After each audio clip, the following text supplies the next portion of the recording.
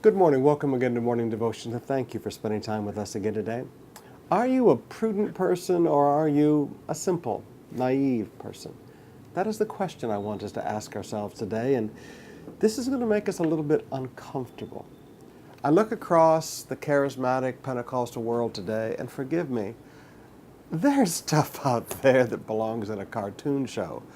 To quote my daughter, it's Looney Tunes out there. And you go, how can people believe some of the things they're believing? How can people believe that duck feathers are angel feathers? They look like a duck feather. How can people believe that a silly piece of glass is a gemstone sent down from heaven? How can people believe that glitter that somebody put in an air conditioning system is gold dust coming down from heaven? How can people believe that a silly streak of light on a picture is an angel when it's just a problem with your bad photography? How can people believe some of the things that we believe in the Pentecostal charismatic circles today? You know, I sat down with an evangelical pastor friend of mine, and he knows me, and he said, "You're Pentecostal, but you're not weird." And I said, "Well, what does that mean?" He said, "Well, have you ever seen some of the things Pentecostals and charismatics believe?" And I looked at him and I laughed, and I said, "Yeah, I understand. But isn't that embarrassing? Yes, we believe in the supernatural, and we believe that God does miracles. But if it's not in the book, maybe we need to get over some of our simplicity, some of our naivety.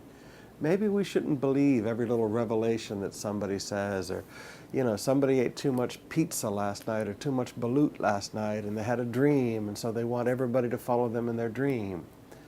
Maybe we need to test things and see what's from God."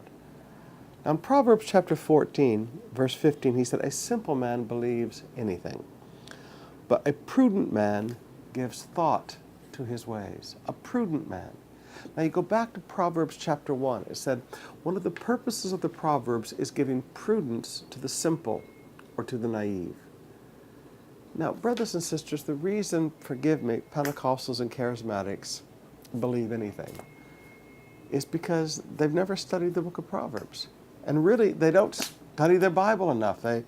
You have one verse or maybe a half a verse or maybe a quarter a verse quoted in a sermon, and the rest is storytelling and somebody's revelations. And, you know, forgive me, sometimes the reputation we Pentecostals and charismatics gets is rather deserved because we don't stick to the Word. Now, we're living in a very interesting time spiritually. It's very similar to the late 70s and early 80s. It's the down cycle before the next wave of revival pours out, and there's a lot of people trying to manufacture a lot of weird things, and there's a great falling away taking place across the Christian world, and a great dryness and a great famine for the Word of God.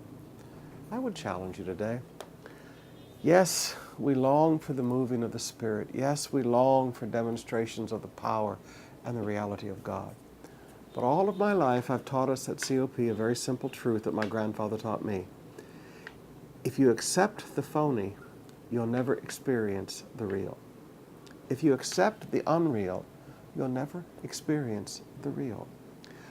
If you just fall down because somebody knocks you down, you'll never experience the reality of being overcome by the glory and overcome by the presence. You'll never experience that because you're too busy tumba, you know? And I've always made fun of it all my Christian life. We'll never find the real when we accept the phony.